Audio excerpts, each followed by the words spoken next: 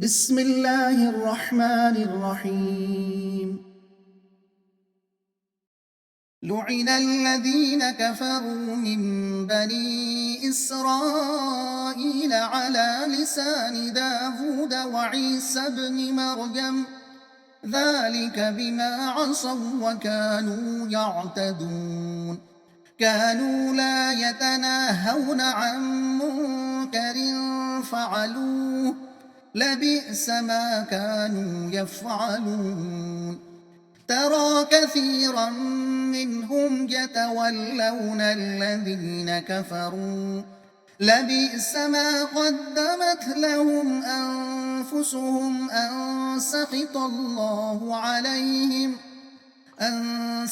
الله عليهم وفي العذاب هم خالدون.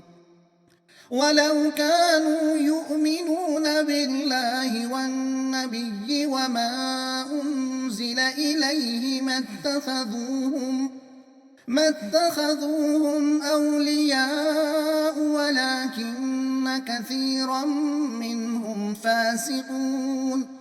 لتجدن أشد الناس عداوة للذين آمنوا اليهود والذين أشركوا ولتجدن أقربهم مودة للذين آمنوا الذين قالوا إنا نصارى ذلك بأن منهم قسيسين ورهبانا وأنهم لا يستكبرون.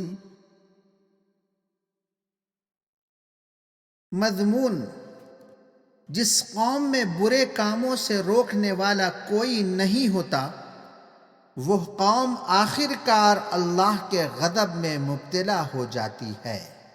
मतलब, बनी इसराइल ने जब एक दूसरे को बुरे कामों से रोकना छोड़ दिया तो रफ्ता रफ्ता सारी कौम में बुराइयां फैल गईं। हज़रत दाऊद और हज़रत ईसा जैसे पैगंबरों ने उन पर लानत भेजी। ए नबी, यहूदी अजब किस्म के अहले किताब हैं कि तौहीद और शिर्क की जंग में खुल्लम खुल्ला मुशरिकीन का साथ दे रहे हैं।